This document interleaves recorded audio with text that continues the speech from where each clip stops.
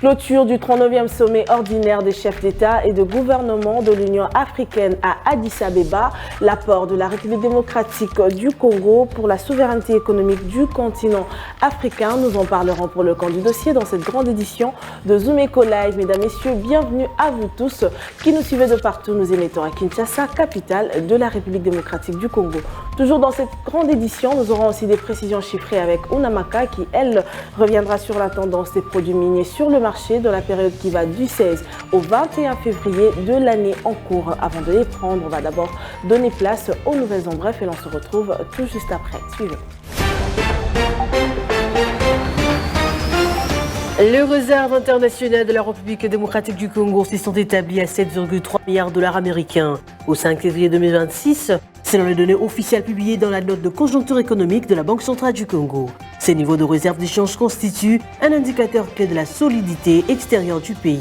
Le réserve international regroupe essentiellement les avoirs en devises et en or détenus par la Banque centrale du Congo, destinés notamment à soutenir la monnaie nationale, honorer les engagements extérieurs et faire face aux chocs économiques. Plus de détails, c'est Zoom-Copanet. Les débats sur le paiement de fonctionnaires reprennent une tournure plus économique et politique. À Kinshasa, l'exécutif national assure que le retard observé en janvier 2026 relève d'ajustements techniques liés au premier trimestre budgétaire. Mais sur les terrains, la question reste sensible. Une opinion évoque un non-paiement dû à la baisse du taux d'échange du dollar, passé de 2800 à 2200 francs congolais, ce qui aurait mécaniquement réduit le recette public libellé en monnaie nationale. Selon cette lecture, l'État encaisserait moins de francs pour chaque dollar perçu. Plus de détails sur Zoom-Copanet. Un atelier sur la gouvernance de ressources forestières et de la conservation dans le Grand Katanga face aux pressions minières et énergétiques se tient depuis le lundi 16 février 2026 à Lubumbashi.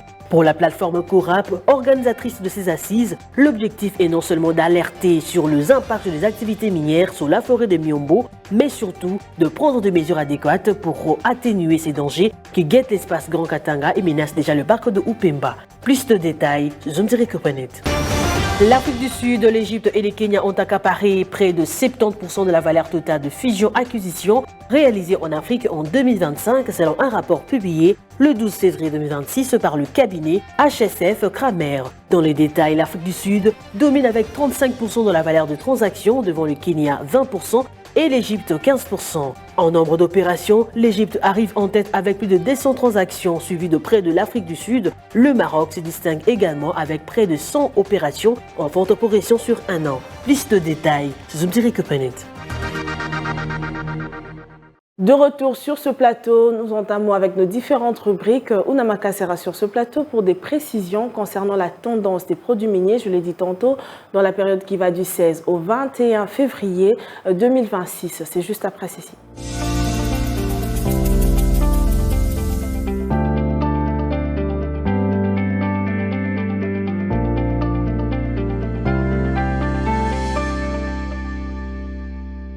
Et nous débutons avec vous, Judith Unamaka, bienvenue. Merci. Je l'ai dit au départ, nous parlons de la tendance des produits miniers exportés de la République démocratique du Congo pendant une période bien précise, mais avant d'y arriver, avec plus de détails, pouvez-vous nous fixer sur le marché de change actuellement en RDC? Voilà, concernant le barème de bourse présentement en République démocratique du Congo, commençons par l'officiel où 1 dollar revient à 2272 francs congolais, un franc CFA se change à 4,11 centimes et 1 euro CELN à 2697 francs congolais. Parlons à présent du marché parallèle, nous sommes focalisés particulièrement à Kingasani et dans ce lieu 1 dollar revient à 2200 francs, un franc CFA se change à 4,15 centimes et 1 euro CELN à 2550 francs congolais. Prenons la question majeure, celle annoncée d'entrée de jeu concernant la tendance des produits miniers sur le marché international du 16 au 21 février de l'année en cours. Voilà, concernant l'évolution des produits miniers sur le marché international du 16 au 21 février 2026, l'État passe de 53 171 dollars américains la tonne à 49 756 dollars américains la tonne au courant de cette échéance dont vous parlez, soit un recul très significatif. Et le cuivre passe de 13 347 dollars à 12 993,20 dollars américains la tonne, soit une baisse de 354,7 dollars américains. L'or se négocie actuellement à 167,01 dollars américains le gramme, alors que la semaine précédente, il se négocie à 168,5 $ américains le gramme au courant de cette période, soit une baisse hebdomadaire de 1,49 $ américains. On poursuit avec le zinc qui passe de 3 364,49 $ à 3 329 $ américains la tonne, soit un recul de 35,35 $ américains. L'argent passe de 3,28 $ américains le gramme à 2,73 $ américains le gramme au courant de cette période, soit une diminution de 0,55 $ américains au courant de cette période. Et on poursuit avec les autres produits miniers sur le marché. On note les lingots d'aluminium qui passent de 1 476 $ américains la tonne à 1 445,99 $ américains la tonne au courant de cette échéance, soit du 16 au 21 février 2026, et il s'observe une baisse hebdomadaire de 30,55 $ américains. Il y a quand même certains produits miniers que vous n'avez pas évoqués, mais que j'aimerais quand même avoir une fixation sur l'évolution justement de ces produits, toujours durant cette période, tels que le cobalt.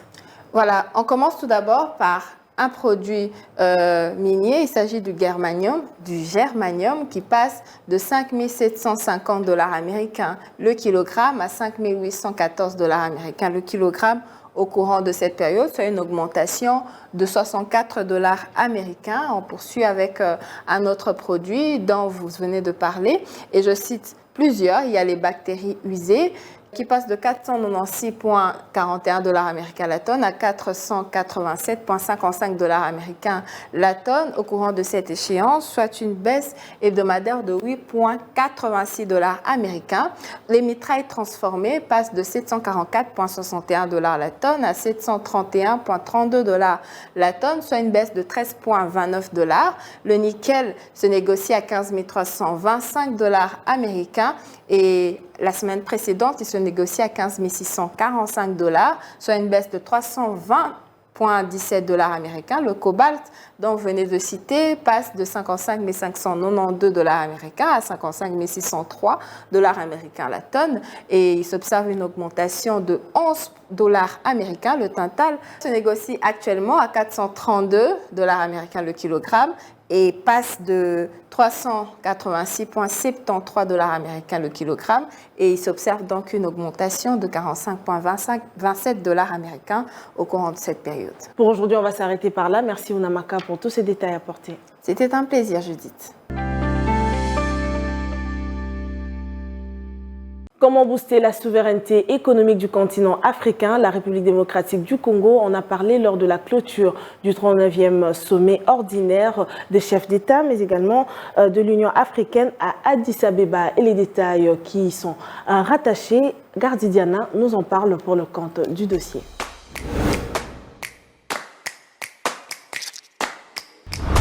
Le dossier du jour, c'est avec vous, Gardi, bienvenue. Merci. Je l'ai dit, je l'ai annoncé, nous parlons aujourd'hui de la clôture du 39e sommet des chefs d'État et des gouvernements de l'Union africaine. Alors, le ministre Julien Paluku a représenté le chef de l'État, Félix-Antoine Tshisekedi, à cette réunion d'Accra Reset. Quel en est le contenu? Alors, il s'agit d'une rencontre des États africains où on parle généralement de questions d'orientation de ressources minières, et là où le ministre de Commerce extérieur représentait le chef de l'État. Et il était donc appelé à la RDC de pouvoir développer un thème qui lui a été donné, c'est développer autour de grands lacs, développer les grands lacs comme zone de prospérité et non zone de conflit. Et je crois que cette thématique cadre avec le contexte congolais et va à l'encontre de l'idée de cette organisation qui veut aujourd'hui créer, j'ai envie de dire, une chaîne des valeurs au niveau des États africains pour pouvoir promouvoir les ressources stratégiques, notamment les matières premières, mais également permettre une dynamique de paix au niveau de l'ensemble du continent, particulièrement la sous-région du Grand Lac où on retrouve beaucoup de matières stratégiques. Donc le contenu, c'était justement à RDC de pouvoir proposer également quelques pistes des solutions et discuter, voir dans la mesure du possible comment réduire sensiblement ou à la limite élaguer cette économie des guerres qui règne au niveau du continent africain. Alors vous parlez de guerre et de conflits. J'aimerais y rebondir pour que vous puissiez nous éclairer concernant les différentes solutions proposées pour lutter justement contre cette économie de guerre. Alors, la première des solutions proposées par le ministre Julien Paluku, c'est d'abord la certification de ressources minières. Il vous souviendrez que lors de la clôture de différents rapports 2024, le Rwanda s'est retrouvé avec des ressources de l'ordre de 2 milliards, dont la plupart des ressources faisaient état d'une pollution de matières volées ou encore, je dirais, puisées sur le sol congolais. Et malheureusement, ce contexte-là favorise l'éclosion d'un seul État au lieu d'être inclusif pour l'ensemble du continent. Et donc, pour le ministre, il y a lieu de pouvoir créer un système de certification africaine qui pourra lutter contre cette forme de pollution de matières premières et permettre à ce que chaque État puisse profiter de ces ressources. La deuxième solution, c'était la création de la bourse. Encore une fois, la bourse africaine de ressources permettra à la RDC de pouvoir, et qu'est-ce que je dis, de l'Afrique, d'engager un rapport de force. Aujourd'hui, l'absence d'une chaîne de valeur entre les États africains fait en sorte que nous exportons en état brut, les autres créent de la valeur ajoutée, mais c'est aussi aux autres de pouvoir fixer les prix de nos propres ressources. Or, avec la bourse, on recréerait un marché africain avec la capacité de fixer un prix et pouvoir engager justement ces rapports de force. Et pour finir, le ministre a proposé également l'approche, la création d'une union africaine de l'industrialisation. L'idée ici de pouvoir permettre à l'Afrique de parler le même langage, mais également d'établir une passerelle entre les différents projets de développement des différents États pour favoriser l'éclosion de ce continent, que de pouvoir, encore une fois de plus, continuer avec cette économie des guerres qui a tendance à ne répondre qu'aux besoins particulier de certains États qui ont choisi cette économie de guerre, comme le Rwanda, qui a été cité d'ailleurs par le ministre, qui est de pouvoir permettre à l'Afrique de décoller après autant d'années, pourtant un continent qui a un rôle prépondérant à jouer dans l'économie du monde aujourd'hui et qui sera d'ailleurs pour moi la pièce maîtresse pour l'économie de demain qui sera exclusivement tournée vers le numérique. Alors avant de finir avec cet échange, il y a quand même une question qui me traverse l'esprit. Pour conclure, quel est le rôle de la République démocratique du Congo justement dans la mise en place de cette unité industrielle? Alors, non seulement sa position stratégique lui donne une place de choix au cœur de l'Afrique. Si vous interrogez les États de zone de libre-échange, le ZLECAf, la RDC est un hub, un pôle de développement qui est au cœur du continent. Mais au-delà de ça, la RDC départ ses ressources et justement, j'ai envie de dire, le moteur. Certains scientifiques ont estimé qu'aujourd'hui, s'il faut parler du décollage du continent africain, il y a quelques États qui sortiraient du lot, au-delà du Nigeria, au-delà de l'Afrique du Sud. La RDC est bien partie pour pouvoir être justement cet élément déclencheur pour l'éclosion de l'économie africaine. Et la RDC départ ses ressources en répondant pour pouvoir permettre de fédérer les autres forces autour d'elle. Mais en dehors de ça également, la RDC a un rôle prépondérant à jouer au regard de son passé, son histoire politique. Je crois qu'aujourd'hui, j'aime citer l'exemple du Tchad aujourd'hui qui a retrouvé la paix grâce à la médiation de la RDC, mais la RDC doit continuer à jouer son rôle d'un État qui a, qui a la vocation de puissance et qui, aujourd'hui, comme l'a dit aussi France Fanon, est justement la gâchette du continent africain. Pas gâchette dans le sens de pouvoir mettre le feu, mais gâchette dans le sens de pouvoir permettre un bond économique du continent africain. Et donc la RDC réunit l'ensemble des éléments pour être cet État autour de qui ou autour de quoi cette paix industrielle doit se construire, de par sa position stratégique, de par ses ressources, mais également de par sa posture politique. Nos questions ont obtenu réponse avec vous, Gardi. Merci à vous pour tous ces détails apportés. Merci. Parlons cette fois-ci des conséquences de la récente pluie diluvienne qui a perturbé la desserte en électricité ici dans la ville-province de Kinshasa et des installations ont été endommagées, plongeant ainsi plusieurs quartiers dans le noir pendant quelques jours. Et l'équipe de la Société nationale d'électricité sont intervenues pour remplacer le transformateur défectueux malgré la découverte des câbles volés sur le site. Et les travaux ont abouti et le courant est désormais rétabli. Les détails, c'est à suivre dans cet élément.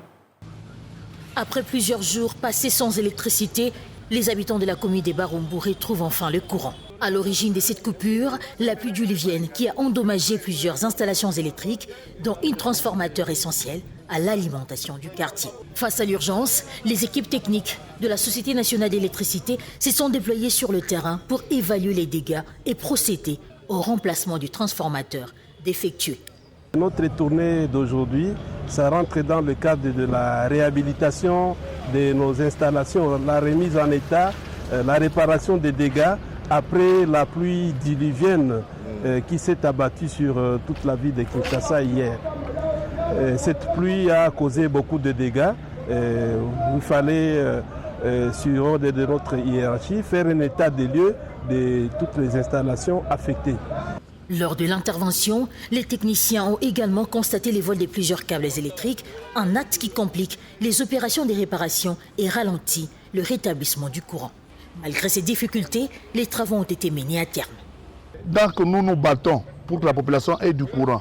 Nous sommes en train d'assainir le réseau. Nous sommes en train de reprendre des cabines de recharge, on les reprend en basse tension. Il y a ce phénomène. On a connu le vol de monopolaires, aujourd'hui c'est nos frères. Ils arrangent la voirie, c'est vrai, nous avons une voiture, nous avons besoin de bien rouler. Mais ils doivent collaborer avec la SNEL pour qu'on leur dise où passe le câble et qu'ils fassent le travail sans endommager le travail de la SNEL.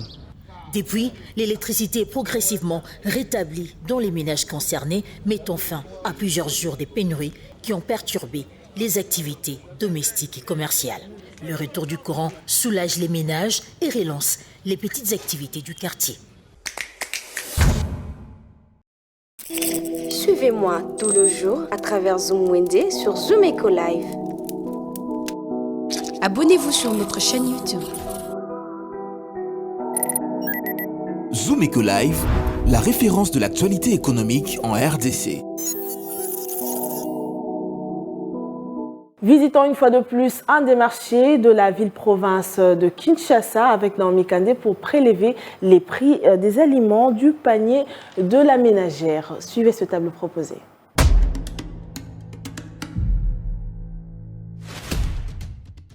Commençons notre marché du jour avec une échantillon représentatif de produits alimentaires qui composent le panier de la ménagère. Dans le marché de Kinshasa, un écolo de maïs se vend à 2500 francs congolais. Toujours au même endroit, un sachet de sucre coûte 15 000 francs, parfois 15 500 francs. Le sac combi de sucre se vend actuellement à 1500 francs. Pour ceux qui souhaitent se procurer un sac de semoule de 25 kg, cela revient entre 47 000 francs et 50 000 francs. La mesure d'un écolo se fixe à 3 000 francs et 3 500 francs. Dans le panier de la ménagère, on y trouve également du riz qui se vend à 55 000 francs. Pour la marque Lyon, la mesure d'un sac combi de riz se fixe actuellement à 1600 francs congolais. Le carton de 10 kg de poulet revient à 75 000 francs. Un carton de chinchard, connu sous le nom de mpiodi, revient à 180 000 francs congolais. Poursuivons notre marché avec 5 litres d'huile végétale qui varie entre 32 000 francs et 34 000 francs, tout en dépendant de la marque. Celui de 1 litre se vend entre 7 000 francs et 8 000 francs. Enfin, pour finir, 1 kg de cuisses de poulet se vend à 7 000 francs. Un carton de 10 kg se fixe autour de 70 000 francs à Kinshasa.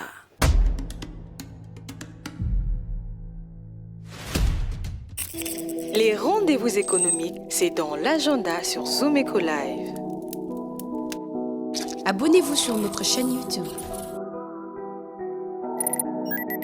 Zoom Eco Live, la référence de l'actualité économique en RDC.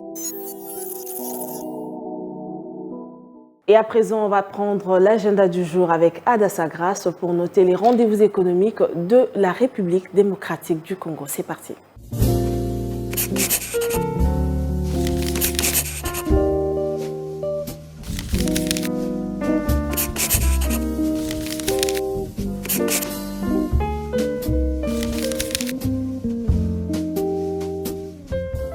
Bienvenue à l'agenda, voici le rendez-vous économique. Une nouvelle session de formation que prépare la Chambre de commerce et d'industrie franco-congolaise sur la bonne gouvernance fiscale pour l'intégration des innovations fiscales s'y tiendra à Kinshasa le 17 février 2026 au siège de la Fédération des entreprises du Congo. À présent, signalons que Vodacom RDC prépare à son tour une formation gratuite le mercredi 18 février 2026, axée sur Future Skills, découvrir le marketing digital en pratiquant 6 heures pour passer de zéro à une première action concrète. Cette fois-ci, notons que Impact Finance Kinshasa 2026 se tiendra à Kinshasa du 18 au 22 février 2026, sous un thème aussi particulier. Pourquoi nos ressources ne restent pas stables, clés pratiques pour une stabilité financière durable. Et enfin, Africa Women Forum est prévu à Kinshasa du 26 au 27 février, axé sur Top 100 femmes d'impact, les architectes de la souveraineté. Merci de nous avoir suivis. Au revoir.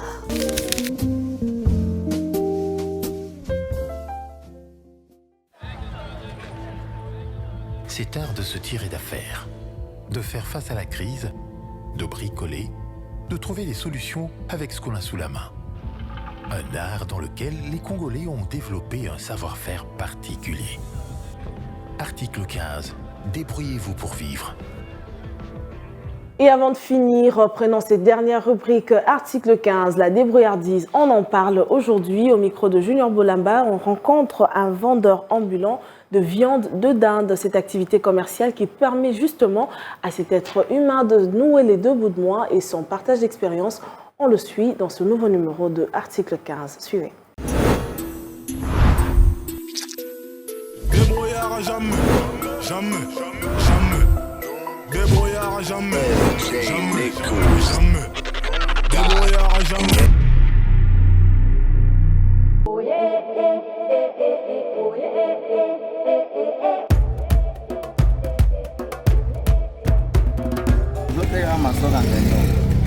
Masoga nendo nazosumbango na FDM na 11 000 francs.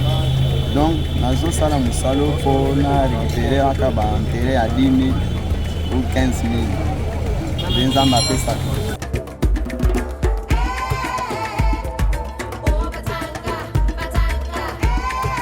Mosala na oyo nabandi yango kala nasali kaka 5 ans na mosala oyo. Donc mosala oyo ezofutaka ngai mbongo ebele ka 10 000 15 000.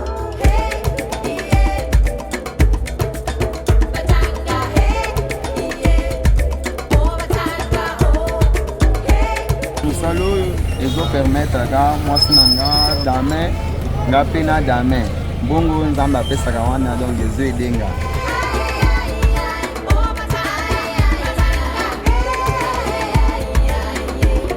mosala oyo tozosala yango ezaka bien nazozwaka mwa moyen wana ezoede ngai donc nazelika fatigue aluka mosala mosusu donc tobanda kosala yango.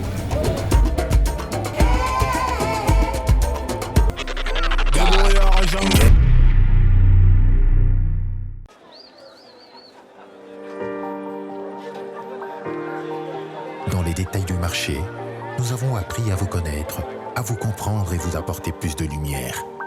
Désormais, avec vous, c'est parti pour un voyage de rêve vers une destination meilleure. Ensemble, découvrons le civisme fiscal et la bonne gouvernance dans la gestion de la Res Publica grâce au décryptage de l'actualité économique du pays avec des chiffres clés.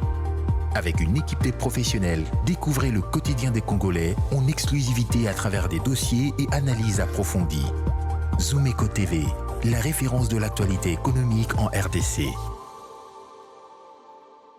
C'est par ici que prend fin cette édition. Merci à vous d'avoir été nombreux à la suivre. Prenons rendez-vous pour une prochaine édition avec le même plaisir. D'ici là, portez-vous bien et je vous dis à bientôt.